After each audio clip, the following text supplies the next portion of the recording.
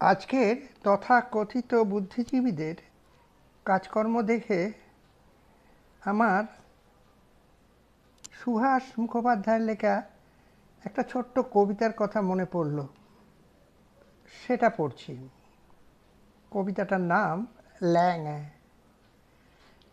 ডান কানটা বিগড়ে গেলেও বাঁ কানটা আছে, তাইতে ধরছি কে এবং কি ছাড়ছে ধারে কাছে।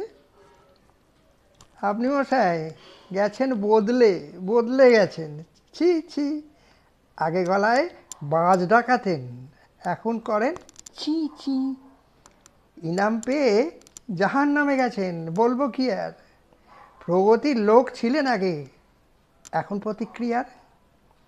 ফুলকি ছেড়ে ফুল ধরেছেন, মিছিল ছেড়ে মেলা, দিন থাকতে মানে মানে কাটুনেই বেলা।